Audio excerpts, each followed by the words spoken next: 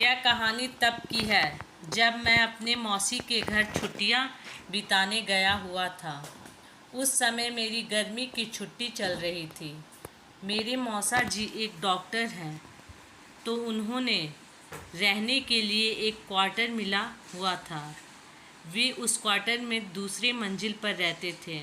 उनके फ्लोर पर एक बालकनी थी जिसके पीछे की ओर जंगल था, और रात के समय उस जंगल से अजीबोगरीब आवाज़ें सुनाई देती थीं।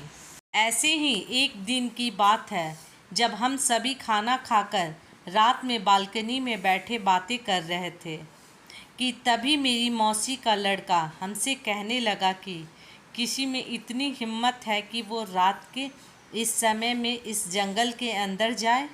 हम सभी हंसने लगे और उससे कहने लगे कि क्या फालतू की बात कह रहा है, भला कोई इस जंगल में इतनी रात में क्यों जाएगा, कहीं कोई जंगली जानवर मिल गया तो सामत पक्की है। सभी लोग हंसने लगे। वो बोला कि मैं मजाक नहीं कर रहा हूँ। मेरे स्कूल के दोस्त बताते हैं कि एक बार ऐसे ही एक लड़का उस जंगल में चला गया, फिर उसका कभी कुछ पता नहीं चला। गांव के लोग बताते हैं कि उस लड़के को अपने पिता के जंगल में बुलाने की आवाज़ आई थी, और वो उनकी आवाज़ के पीछे पीछे उस जंगल में चला गया, और फिर कभी किसी ने उसे नहीं देखा।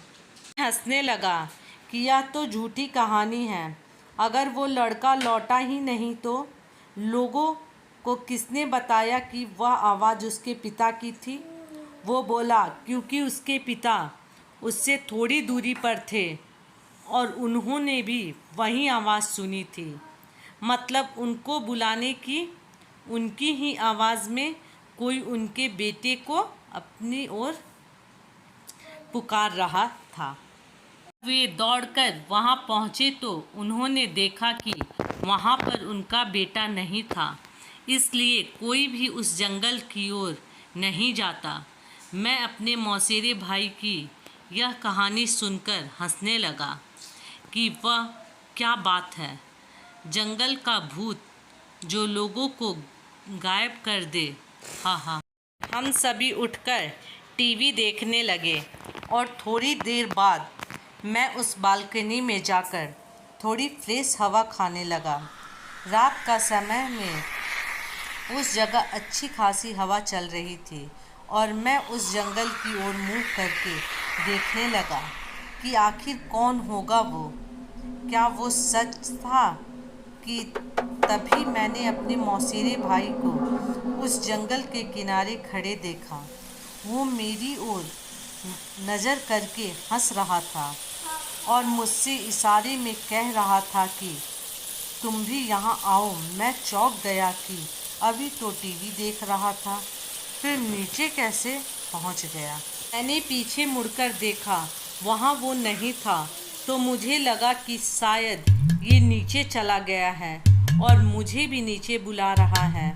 वो अब मुझसे बोला कि अरे देख क्या रहे हो, नीचे आओ, थोड़ा सैर करते हैं। मैंने सोचा चलो थोड़ा घूम ले, तो मैं नीचे जाने के लिए दरवाजे तक गया ही था कि तभी मैंने देखा कि मेरा भाई तो टॉयलेट करके बाहर आया है।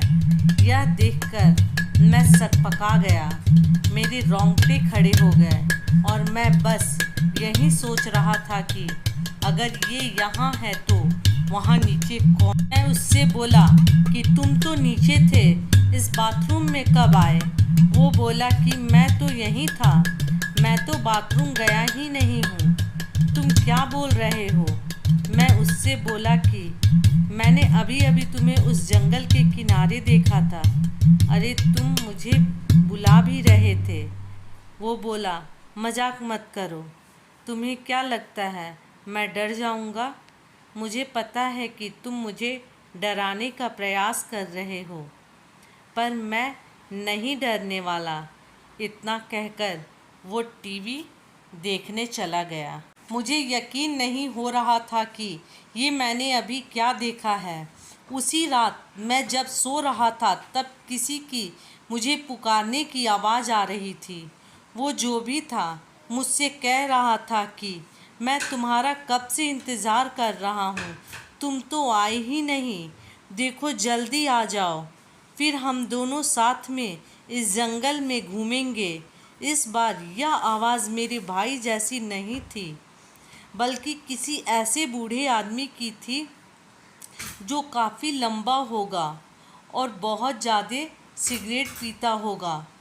रात भर मुझे उसकी आवाज़ आने लगी और फिर जब सुबह मैंने सबको यह बात बताई तो सबने मुझसे कहा कि ऐसा होना यहाँ आम बात है। उस ओर ध्यान मत दो और अपना काम करो और भूल कर भी उस जंगल की ओर मत जाना। उसके कुछ दिनों बाद भी मुझे उस जंगल की ओर से आवाज़ें आती रहीं, फिर वो आवाज़ आना रुक गया। इस घटना के कुछ दिनों बाद मेरे पापा मुझे लेने आ गए थे, क्योंकि मेरी गर्मी की छुट्टियां भी ख़त्म होने वाली थी। उस जंगल में रहने वाले लोग छलावा करते हैं और जो कोई भी उनके पीछे जाता है वो फिर कभी लौट कर नहीं आता है। तो यदि मेरी कहानी अच्छी लगे तो लाइक, सब्सक्राइब और शेयर ज़रूर करें।